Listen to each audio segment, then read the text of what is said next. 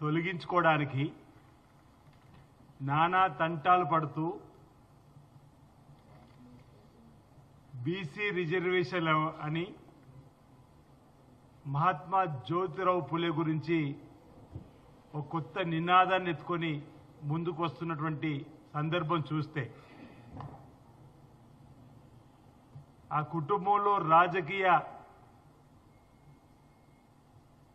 అవసరాల కోసం లేదా కుటుంబంలో తన రాజకీయ స్థానం కోసం పాటు పడుతున్నట్టుగానే కనిపిస్తుంది తప్ప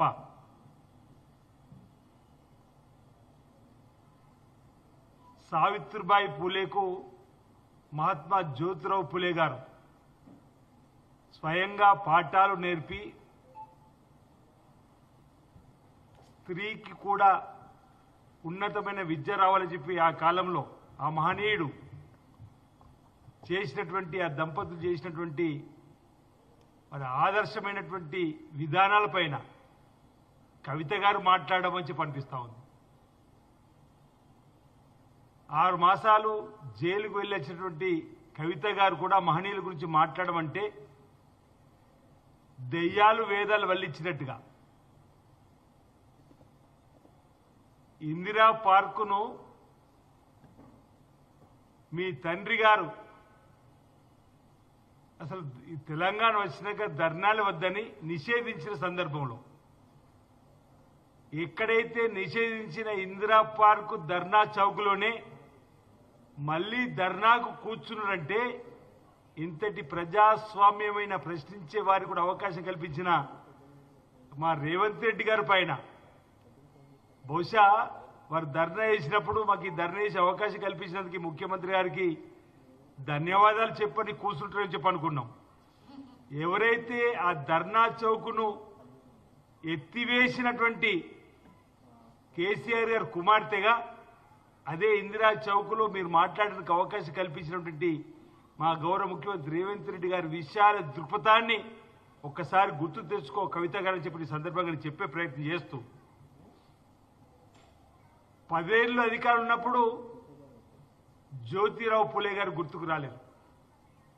10 ఏళ్ళు మీ తండ్రి ముఖ్యమంత్రిగా ఉన్నప్పుడు సావిత్రిబాయి పూలే కూడా గుర్తుకు రాలేదు.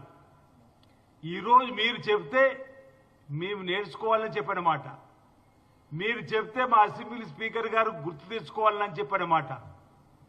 అసలు బలహీన వర్గాలకు మీకు ఏ సంబంధం అని అడుగుతున్నా. మా బీసీల పైన ఈ కపట ప్రేమ ఈ మొసలి కన్నీ ఇప్పుడు ఎందుకు అని అడుగుతున్నా. అధికారులు ఉన్నప్పుడు మా బీసీలు గుర్తుకు రారు. మీకు అధికారులు ఉన్నప్పుడు మా బీసీలకు అపాయింట్మెంట్లు ఇవ్వరు. ప్రజాభవన్ను వెనుకటి గడిలేక మార్చుకొని ఇనుప ముండ్ల కంచెల మధ్య పరిపాలన చేసినటువంటి మీకు మాకు తేడా. ప్రజాపాలన ఇందిరమ్మ పాలన గౌరవ ముఖ్యమంత్రి గారు రేవంత్ రెడ్డి గారు పదవి బాధ్యతలు స్వీకరించిన 3 గంటల్లోపనే మీ ప్రగతి భవన్కున్న ముండ్ల కంచెలను తీసివేసి అక్కడి ప్రజాభవన్కు మహాత్మా జ్యోతిరావు పూలే నామకరణ చేసినటువంటి మాకా మీరు శుద్ధులు చెప్పేదని అడుగుతా ఉన్నా. మీరేమో వాటి గడిలుగా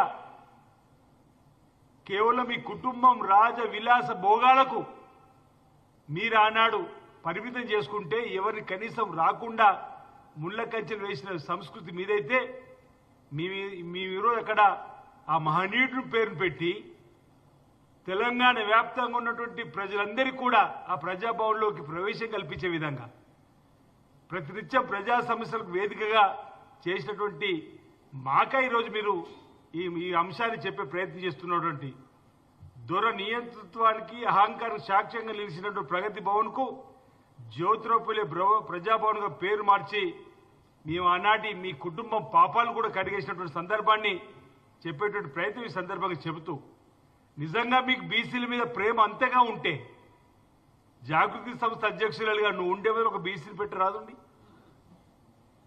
అరే బీఆర్ఎస్ పార్టీ అధ్యక్షులుగా మీరే, ప్రతిపక్ష నాయకులుగా మీరే, వర్కింగ్ కమిటీ ప్రెసిడెంట్గా మీరే, మీ కుటుంబమే.